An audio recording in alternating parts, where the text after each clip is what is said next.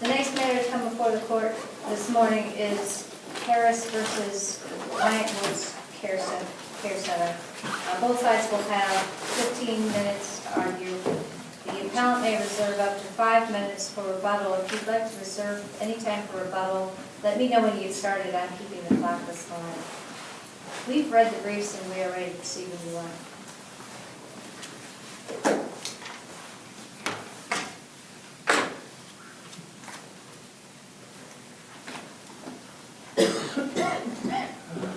Please accord.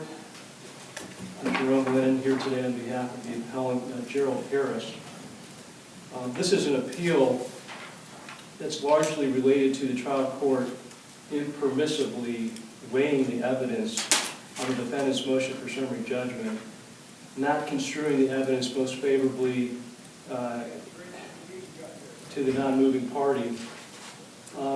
This is a employment case concerning what we feel to be termination based on my client filing a workers' compensation claim. He began his employment on December 8th. He was 2011. He was terminated in June of 2012. The position that he was hired for was laundry and housekeeping supervisor. It had a written job description for the housekeeping part of the job. We have never seen a job description for the laundry part of the job, but the job description for the housekeeping indicated 25 to 50% would be physical work, basically assisting the housekeepers. My client provided an affidavit indicating that he estimated that he was spending 75% of his time doing physical labor. That's important for the analysis of this case, both for the wage and hour claim as well as the workers' comp retaliation.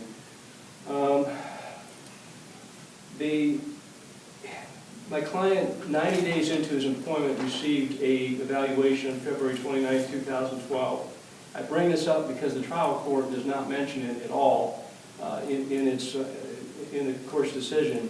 In this 90-day performance evaluation, it was overall good. There were several categories that the administrator even went on to put stars, indicating that it was apparently above average performance or better than good performance.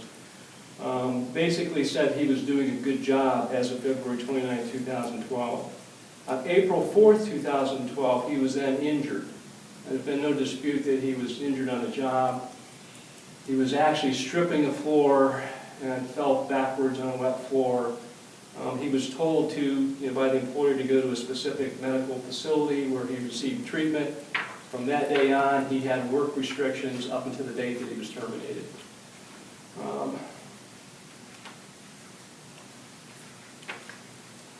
He was off work completely for a few days. He went back to work with the restrictions. To tell you the truth, I think for a period of time he was working beyond his restrictions. He was still working on floors and so forth. Until May 25th, 2012, the HR director for the company gave him specific in writing work restrictions saying, I think they phrased it as a transitional work responsibility or something, but it specifically delineated what he could do and what he couldn't do. He had restrictions on lifting, he had restrictions on repetitive movement. There were overall restrictions that prevented him from doing a lot of the things that he did 75% of the time. It's also important to note during that month, he had two employees that assisted him in stripping and finishing floors, which I think is the primary issue in this case concerning his performance. One of the employees was a full-time employee. In May, she had 2 weeks of vacation and she was off. The other employee was a part-time employee who worked less than, I believe it was basically part-time, 20 hours a week, something of that nature. And that is important because there came a time, obviously the proper business reason for the termination was unacceptable work performance, failing to meet deadlines. It was no more specific than that. What it came down to, and what's shown in the record, is basically the employer was saying the floors weren't getting finished in the time frames that were given, which is disputed, and that was the work performance that they were referencing in the termination as a proper legitimate business reason. And you're saying there were no records to reflect that? In any type of employment, you're going to get recommendations from your supervisor saying do this, do that. But what's interesting that you bring that up, they had a formal disciplinary process. They had a progressive discipline procedure with 5 steps that included coaching, verbal warning, first written warning, final written warning, and termination. When he was terminated on June 8th, they jumped right straight to termination. They used the actual form that they would use for progressive discipline, but did not follow any of the intervening steps, and I forgot to reserve 5 minutes for rebuttal. I do that more times than not, and I apologize. But notwithstanding they jumped to the end, were there records supporting the claims that he didn't get the work done in time? There weren't any, in the record, we didn't see any specific deadlines communicated. She said in her deposition vaguely that there was a 6 to 8 month time frame that he was to refinish the floors, strip and refinish the floors. He began in December. He was terminated almost at the 6-month mark. Now, there's another interesting facet to this because he couldn't finish the floors until the maintenance man did whatever the remodeling was for whatever the areas of the building. It was admitted that the maintenance man, Mr. Cooper, prevented certain refinishing of the floors. So his schedule was based on what the maintenance person was doing in some aspects. Wasn't that related to one discrete area of the nursing home, or was that for the entire, were they doing remodeling? My understanding is that they were remodeling the rooms, and that prevented stripping and refinishing the floors in the rooms. But as far as, the court found, rightly so, that we have established a prima facie case. Under the McDonnell-Douglas burden-shifting system, the appellee, the defendant, Wyant Woods, then stated that the legitimate business reason for termination was work performance. Burden then goes back to the plaintiff to show that's not the real reason. That's pretext, and the real reason was that he couldn't do his job because of his workers' comp claim. And I think that everybody agrees to that. I think Wyant Woods agrees to that. He couldn't do his job because he was injured on the job and he was pursuing a workers' comp claim. So the issue here is, can you terminate someone because they can't do their job because of a work-related injury? And if you terminate someone, is that retaliation for pursuing a comp claim? And we think yes. The brief talks about an MRI that was ordered and opposed by Wyant Woods. What's in the record with respect to that? It's an ongoing claim up until he gets right. I think Mr. Harris states that in his affidavit. I don't think it's ever opposed or contradicted. So that also shows now you've got an employer that is saying you're restricted, you can't do certain things, and we're not going to let you get an MRI. And then we're going to terminate you because we don't think that you're performing your job. That's basically this case in a nutshell. The question is that retaliation? I think clearly it is.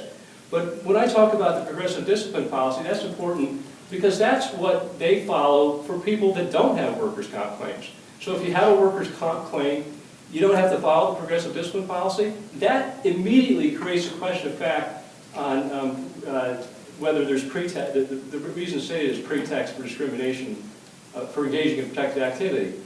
If someone without a workers' comp claim gets the benefit of the 5-step process, but if you have a workers' comp claim, you go straight to termination. Obviously, there's an issue there concerning whether they violate the statute 412390. But that's just a question of fact, and that's what the trial court actually looked at this motion for summary judgment as if it was already a trial to the court. Not only that, what is really interesting in this case is there's 2 people that are actually stripping and finishing floors, besides my client. They weren't disciplined at all. They testified in their oath, we've been doing this job so long, we don't even need a manager, we know what to do. But when it came down to, hey, the floors aren't getting cleaned according to our procedures, the only person getting terminated is the guy that couldn't actually clean the floors. The 2 people that were physically able to clean the floors, they don't get disciplined at all. They don't even get talked to. There's no verbal warning, nothing. That's disparate treatment that creates an issue of fact as to pretext. Is he being terminated because of his comp claim, or is he being terminated because of the proper legitimate business reason. That alone is a basis for not granting summary judgment. Well, who would be the person who disciplines those that work under him, the two people that are cleaning the floor? Who would be responsible for instituting progressive discipline? Well, the administrator for the facility had the authority to discipline anyone in the facility. It's not a huge facility, and Okay, but the policy itself, does it designate a person who is in charge of right. that? But what's important is they're similarly situated with respect to the work responsibilities. They're both actually boots on the ground cleaning the floors. The two people that actually have that as their sole responsibility were not even disciplined. So if you have dirty floors, don't you go and discipline the people that are actually responsible for doing that as their only responsibility? Now, Well, you are just now reaching into your 5 minutes rebuttal after you answer Judge Whitmore's question. No, I'll, so I think the real issue is, are they similarly situated? And I think with respect to that function, they are. My client was responsible for cleaning the floors. They expected him to clean the floors even though he was a supervisor. He repeatedly said, hey, we need more people to clean the floors. So as soon as he gets terminated, what do? They go out, they advertise, and they hire more people to clean the floors. They got rid of the person with the workers' comp claim, which cleared the way to go hire another supervisor, and they advertised to add 2 more people to actually clean the floors. So the other indication of disparate treatment is Mr. Cooper, the maintenance supervisor.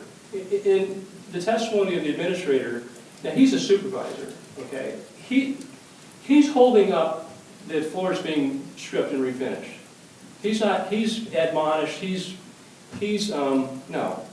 They admit that he's not doing his job. He is not disciplined. He is not terminated. He does not have a workers' comp claim. So I guess they expected that he could probably still do his job if he's not limited and doesn't have a workers' comp claim.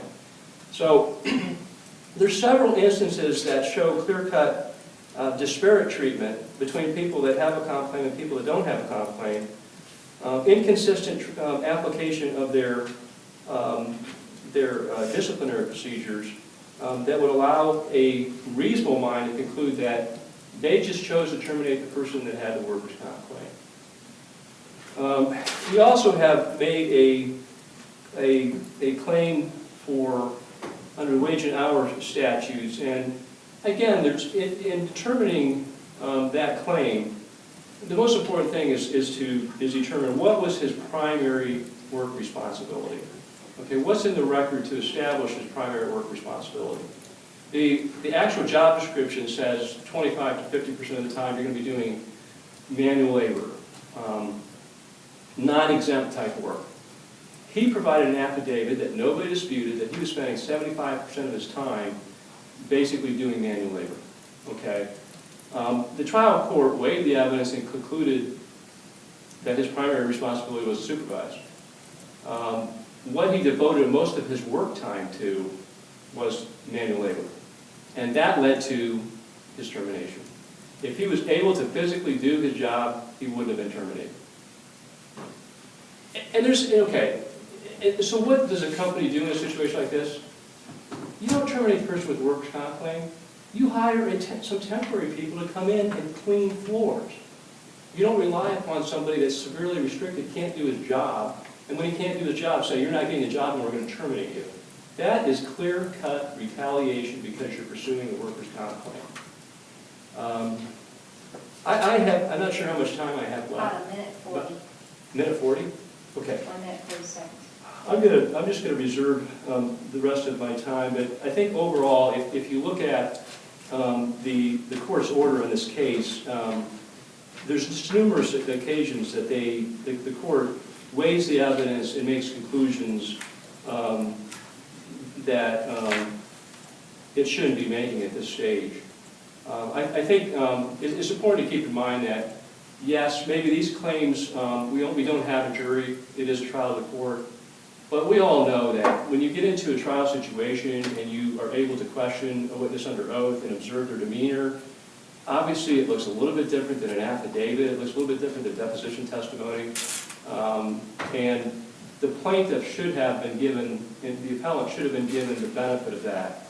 This is not a trial to the court in the form of briefs, and I think this The question and the issue on appeal in this case is really, did the trial court exceed its authority in weighing the evidence and failing to construe the evidence in a light more favorable to the non-moving party, basic Civil Rule 56?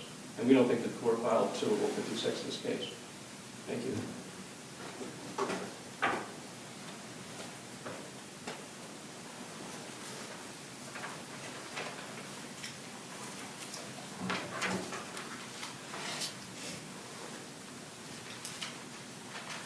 Good morning. Hey, please, court. My name is Brian Kelly. I'm counsel for the appellee in this case. I appreciate the opportunity. Bless you. Bless you. There are only a few things I think are necessary to address here, and then I will certainly take any questions the court has. One thing, which I think we can dispose of very easily, is the the wage and hour retaliation claim that was alleged here. It was not addressed by the appellant. It is mentioned in the brief here. What's most notable about that claim is there is no civil cause of action for a wage and hour retaliation claim under Chapter 4111. The statute provides that an employee shall not be retaliated against for making a wage and hour complaint. The statute at 411199 has a remedy provision. The remedy provision provides for a criminal misdemeanor in the event of a violation. There is no civil cause of action for the wage and hour retaliation claim. Since the trial court had resolved that on other issues, it didn't need to reach that point, but that point is made clear in the appellee's brief.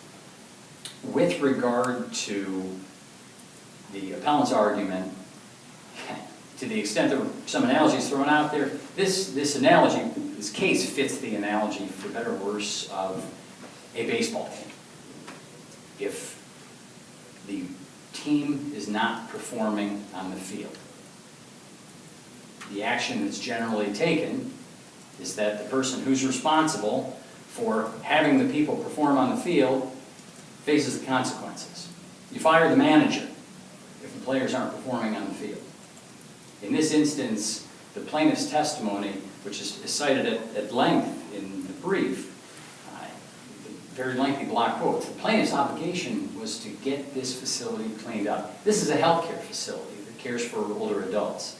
His obligation, his necessity to have this as a clean place to live and function was very, very important. The plaintiff acknowledged throughout his deposition that that wasn't getting done. The place wasn't cleaned up. The conditions were not acceptable. It was his obligation to do that. When it came time to let somebody go, the manager was let go. He was the supervisor. That fell on him. Mr. Lennon talked, I'm sorry, yes ma'am. Along those lines, he also testified that he had asked his superior for additional workforce in order to get it done, and that was denied. Yes, and the evidence in the record will show that the staffing levels for purposes of maintaining the floors and the overall cleanliness of the facility had been the same for quite some time. Yes, he did ask for more staff, and certainly at any time you're going to have, perhaps not any time, but oftentimes when you have somebody who's not running their department effectively and efficiently, the first answer is, you know what I need is more bodies. If I had more people doing the work, it would be easier to get it done. Well, with the reimbursement rates from the state of Ohio and Medicare and Medicaid, it's not quite a luxury to just keep adding staff. So the determination was made that the number of staff available were adequate to do the job. I don't believe it's proper to focus on things that happened after the separation, but Mr. Lennon is right. There was some effort at the time of the plaintiff's separation to bring in temporarily a couple more staff members. The evidence in the record, see, that didn't pan out. I think 2 people they tried to bring in were there for a handful of days in total. And then what happened is they got Mr. Harris's replacement in there. That person realized how the department wasn't being run effectively, and the one supervisor who testified he wasn't doing any manual work to run floor cleaners or otherwise was able to get the facility clean and get everything done and all the duties performed properly with the same level of staffing that the plaintiff had. Well, does that take into consideration, though, the testimony that this gentleman, Mr. Harris, gave regarding the time that he spent working alongside of the people who were under him, and then he was no longer able to do so, and yet the deadlines were still looming. My concern is whether or not the trial court construed the evidence in a light most favorable to the non-moving party as it was required to do. With regard to that, I would say that the trial court did. Because the trial court's obligation here was not to determine whether Wyant Woods made a good business decision or a good management decision. Certainly if the trial court were to come in and say, I think it were too harsh a decision, or I think he was a lazy individual or something like that, would not be the province of the trial court, and that wasn't involved here. What the trial court's obligation in a case like this where retaliation lies, the trial court is obligated to figure out if Wyant Woods had a basis for an honest belief that the plaintiff was not adequately performing his job duties. One of the bases for the honest belief is the plaintiff, who was supposed to be managing the department, was allegedly spending more time than he should have doing hands-on work, when if he was properly allocating the work, setting up and using the people under him. The work, for example, in some of the record where it talks about what needed to be done in the person who came in. If you want to clean floors, what you have to do is say, Monday we're doing this, Tuesday we're doing this. You set a schedule. The plaintiff's obligation, and the plaintiff, as he testified at great length, he was responsible for setting the schedule, assigning the work, monitoring to make sure the work was done, things of that nature. And the question that was asked earlier, although perhaps on a different point here, my apologies for jumping around, was a perfect one. The question was appropriately asked. In the event the two floor cleaners were not adequately performing their jobs, who was responsible for following up, perhaps discipline or discharging them? I apologize, I don't recall if the question was answered directly or not, but the answer to the question is the plaintiff. So for the plaintiff to say, these people weren't performing their jobs and didn't get disciplined or fired, and that helps my claim, when it was the plaintiff's job to determine whether they need to be disciplined or fired, simply does not support his claim. What that would show would be yet another way that the plaintiff was not doing his job. If you are the supervisor of the department, which everybody here acknowledges, and you stand up in front of the court and say, you know, I wasn't given a fair shake because the employees who report to me weren't doing a good job and didn't get disciplined, you got to scratch your head and say, you're really not getting it. If you're the supervisor, your employees are not doing a good job, and you're not disciplining or writing them, you're not doing a good job as a supervisor, which reinforces Wyant Wood's conclusion that the plaintiff was not acceptably performing as a supervisor. Now, with regard, Mr. Linden did mention the idea of progressive discipline. I think the trial court did a very good job addressing that argument. The individuals who reported to the plaintiff in this case, they were all union bargaining unit individuals. They are covered by a collective bargaining agreement which has progressive disciplinary steps that have to be followed.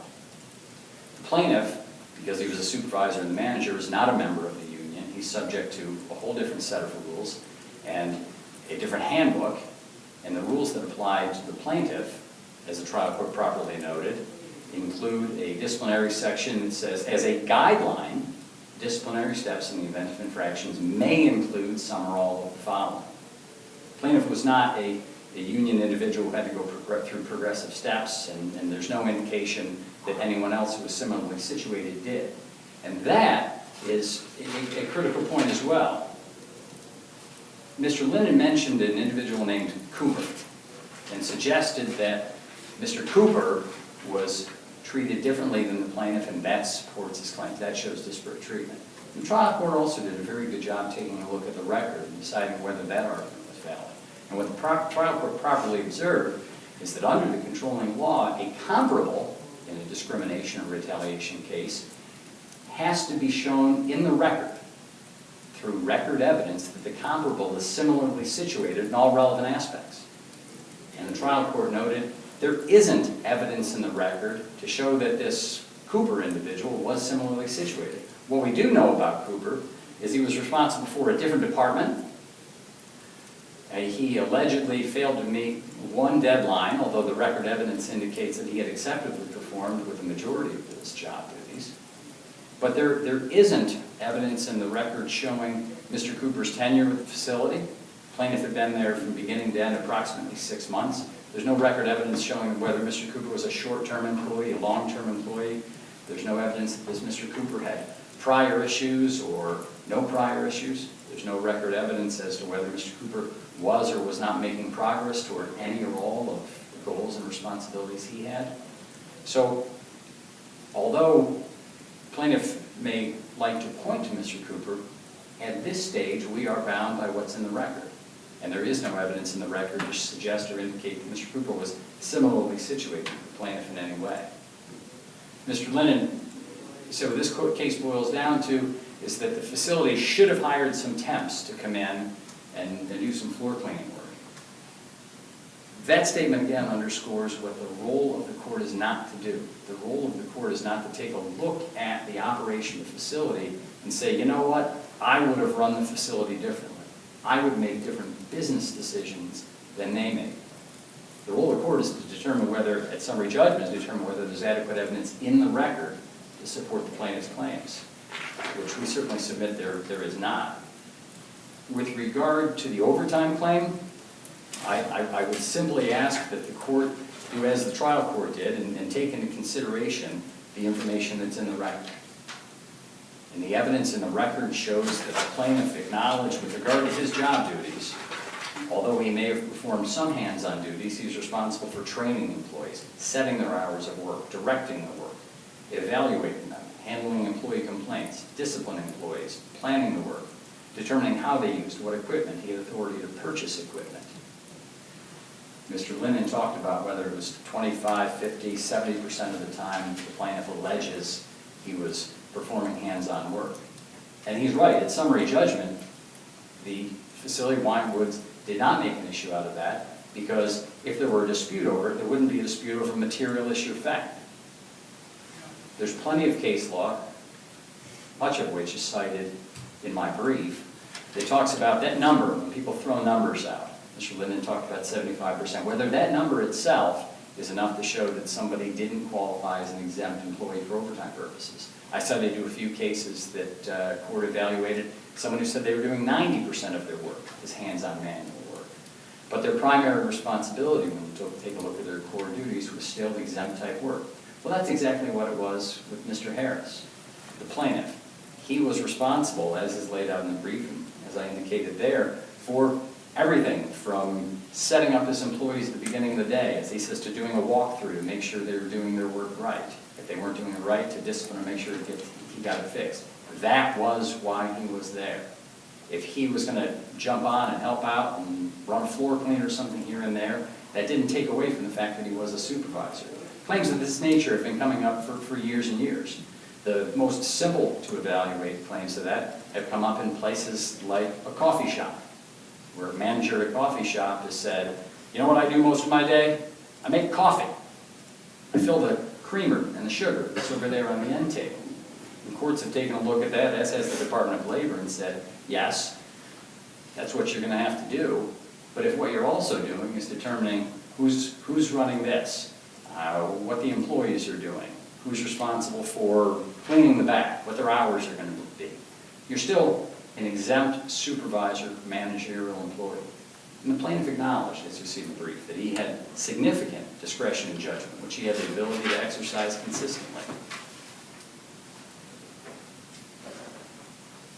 The plaintiff was unhappy with the fact that he was discharged. The plaintiff's testimony, as is clear and as is cited at length in the brief, makes it clear that he acknowledges the facility was not clean, the facility was not up to standards, and he was the manager of the team. Whether it was nice or something that I would have done or you would have done to hold him responsible for the poor performance of his department, there's clearly significant evidence in the record, just based on the undisputed facts, that Wyant Woods had a basis for an honest belief that Mr. Harris, the plaintiff, was not acceptably performing as the manager of that department. As I said at the beginning, I would try not to take any more of your time, since I know you have read the briefs. If you have questions, I'd be happy to answer them. Otherwise, I will stop taking your time. Thank you. I appreciate your time today. Thank you. Mr. Ryan, you have 30 seconds. 30 seconds? I'll just stand here and look good. I just want to say that I don't really feel that the team manager approach is applicable in this case. In this case, the team manager didn't have the ability to get more players to get the job done. That authority was vested in the administrator for the building. There's an acknowledgement in the record that this facility was in poor condition when he took it over. There was also an acknowledgement on the very day that he was terminated from a regional manager that the building showed improvement and he was commended for what he had done up to that point. Regardless of that, the administrator terminated him on June 8th, 2012, when he wasn't fully able to do any manual labor. This is a case clearly where the employer took punitive action related to a workers' comp claim. I'm afraid you've also reached the end of your rebuttal time. Thank you both for your presentations this morning. The court will take the matter and advisement, issue a written decision, which we mail to both sides as well as posted on our website and House Control website. Thank you. Gentlemen. Thank you for your time.